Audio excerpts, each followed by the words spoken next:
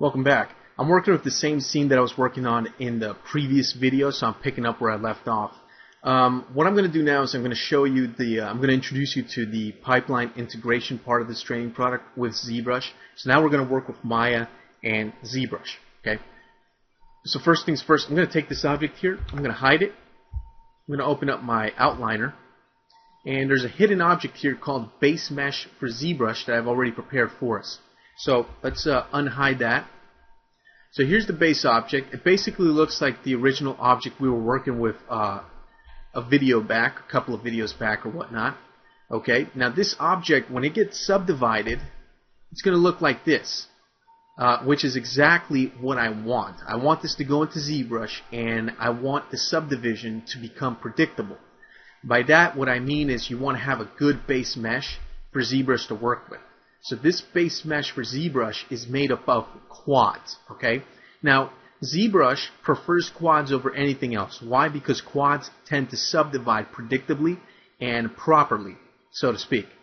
Triangles can subdivide. Okay. Triangles aren't going to make ZBrush crash or your system blow up or anything like that.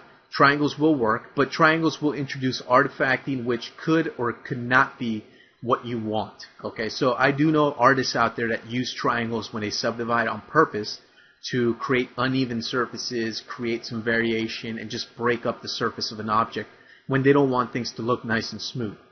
But for our purposes, we want to have quads. Those are four-sided triangles. And this object right now is made up of only quads. It doesn't have triangles, and it doesn't have n-gons. N-gons are polygons that are made up of more than four sides, so basically 5 sides or above.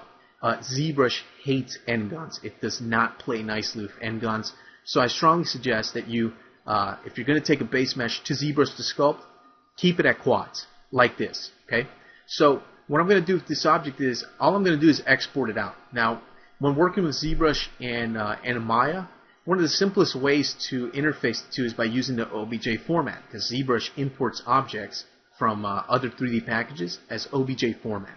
So what you want to do is take the object, go up to File, go to Export Selection. Just going to go and make sure I reset my options here. And you could change a file type to OBJ. Now, just in case you don't see OBJ Export right here, this is kind of a little quirk that's existed in Maya for many, many years. If we go to Windows, go to Settings and Preferences, Plugin Manager, you find all the plugins here for Maya. Okay. There's a plugin called OBJ Export down here. Mine's is set to loaded and auto load. Sometimes Maya gets quirky, it unloads it so you don't see the option in the export settings. If that's the case, just come over here to the plugin manager and load it up. Okay, so I'm going to go back to export selection. I'm going to choose the OBJ format. I'm going to get some options down here. I'm not going to export materials. I'm going to leave all this other stuff alone. Okay, leave all these different options at default except for the materials. I don't want to export a material, and that's it. I'm going to hit export selection, and just go ahead and place this in a folder where it's easy for you to find stuff. Okay, so the Maya project directory has a lot of different folders it creates by default. You can create new folders or save in any of these folders. So just give this thing a name and save it somewhere where you can find it easily. Okay, and once that's done, we're going to jump into ZBrush. I'm going to have the model imported already, and we're going to get started working on sculpting. So in ZBrush, we just import the OBJ, and we can fire away and start sculpting. So we're going to do that next. Alright, so we're here in ZBrush. I've already imported the object as an OBJ, and step one is to go ahead and subdivide this thing by a pretty good amount, not too much. But just enough so we can start doing some editing to this. So I'll check out my brushes. There's a lot of brushes in ZBrush 4. I like to use quite a few of them. So let's go ahead and try to use the blob brush real quick. And we'll take down the Z sub a little bit. Subtle is better. I find that works out a lot better. So usually use very small Z sub and Z add amounts when you're sculpting. It'll just give you a lot more control. So we can use like the rake brush, for example, which is fantastic for doing damage to objects and just making things look really cool. You can kind of even make this object look like it's been scratched up, dinged up pretty good, And that just adds more realism to it, and just makes it more believable, makes the environment kind of pop out a little bit more when objects look like they have some kind of a history to them. Something's happened to them, they've been worn and torn over time. It just makes things a lot more believable.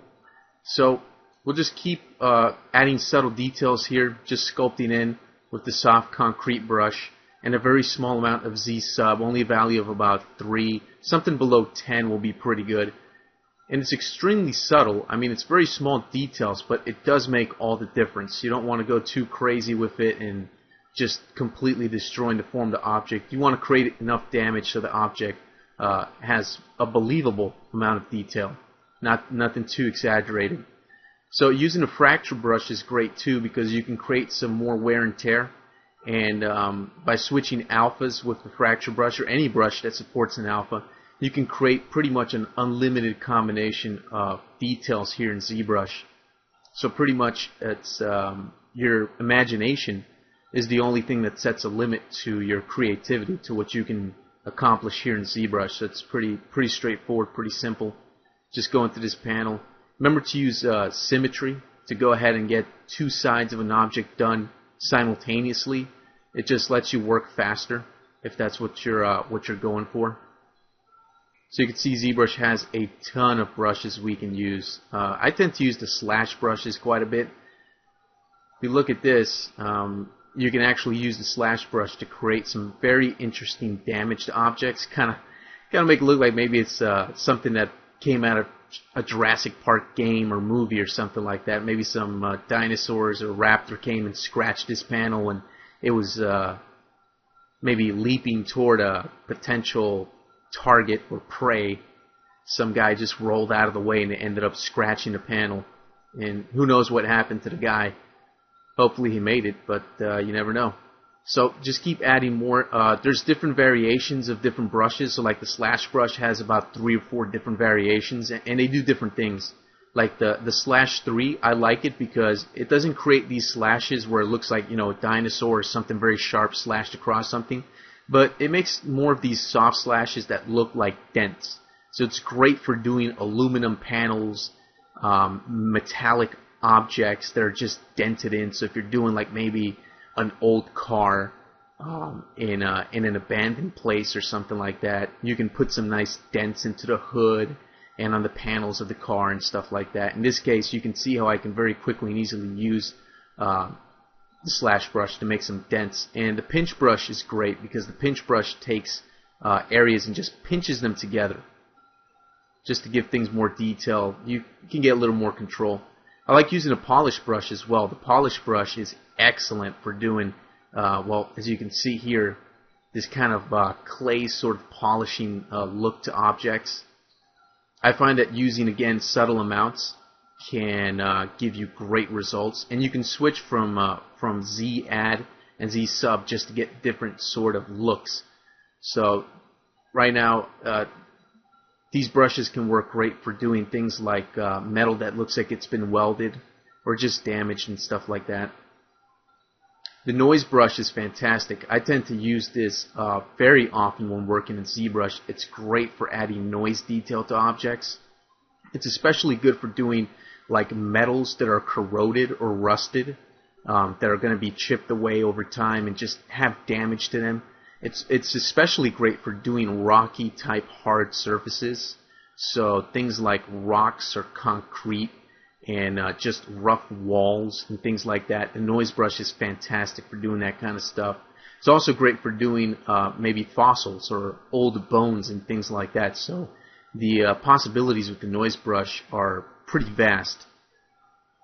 So we'll just add some more noise to this, and feel free to just go crazy with it. Right now this object is just for normal mapping illustration purposes.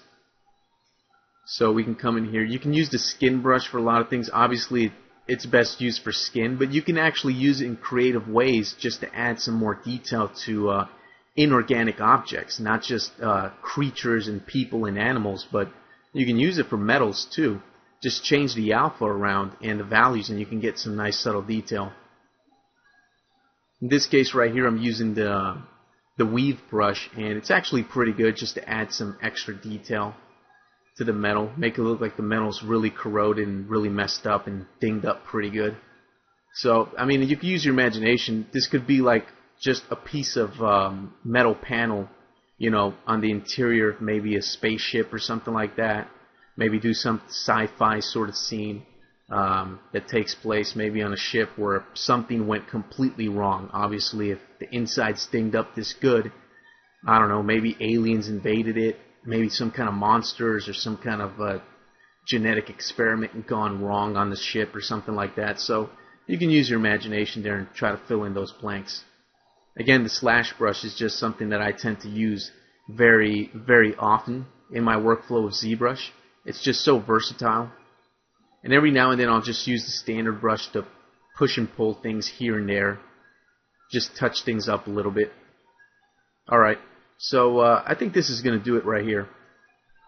Okay, so now that we're finished sculpting this, it's time to go ahead and get it out of ZBrush into the OBJ format. So what you probably want to do is save this out as a Z tool, which you could. Whenever you're done working in ZBrush on any type of object, it's always a good idea to save it out as a Z tool. To do that, it's pretty simple. Just come up here to the tool palette, click on Save As, and in the prompt, just save it under whatever name you want as Z tool, ZTL object. Okay.